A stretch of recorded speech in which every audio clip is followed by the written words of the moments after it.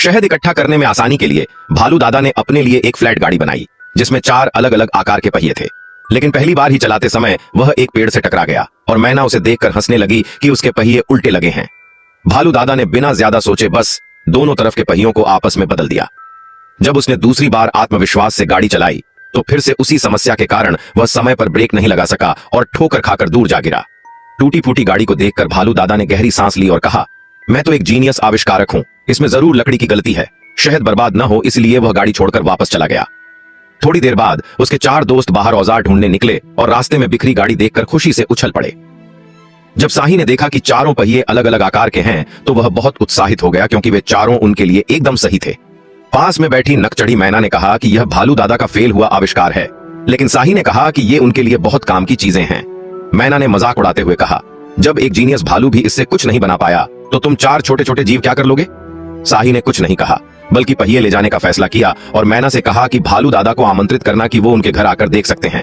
फिर चारों दोस्त अपने अपने शरीर के हिसाब से पहिए धकेलते हुए घर की ओर चल दिए। रास्ते में जब वे एक लकड़ी के पुल से गुजर रहे थे, सबसे बड़ा पहिया नदी में गिर गया। मेंढक तुरंत कूदकर पानी में गया और पहिए को किनारे तक लाकर पहुंचा दिया। शाही ने नारा लगाया और सबने मिलकर पहिया उठाकर घर पहुंचाया। उधर मैना भालू दादा के पास गई और झूठ बोलकर बोली, आपकी गाड़ी उन 4 छोटे जीवों ने चुरा ली है। वो कह रहे थे कि आप कोई जीनियस नहीं और आपकी बनाई चीजों से वो अब एक टैंक बनाएंगे ताकि आपको तोप से उड़ा सकें।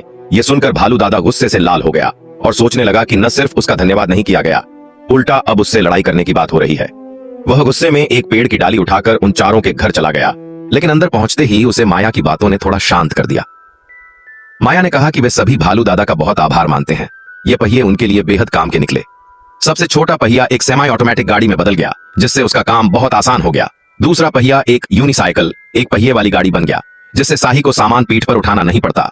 अब उसके कांटों से थैला भी नहीं फटता। भालू दादा को तब समझ आया कि उसकी फ्लैट गाड़ी खराब इसलिए थी क्योंकि पहिए ठीक नहीं थे। उसने उत्सुकता से पूछा कि बाकी पहिए कहां गए।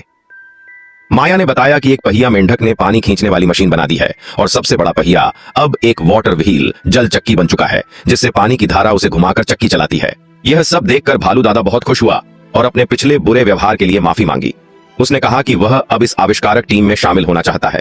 बाकी दोस्त भी उसकी बात सुनकर खुश हो गए। तभी उत्सुक मैना फिर से आई और बोली, ये लोग आपके जैसे महान आविष्कारक के लायक नहीं हैं। यह सुनकर भालू दादा ने उसे थप्पड़ मारकर उड़ा दिया। इसके बाद भालू दादा की मेहनत से गिलहरी को पहली पैडल ट्रैक्टर मिली और जो पेड़ों पर रहते थे उन्हें लिफ्ट मिल गई।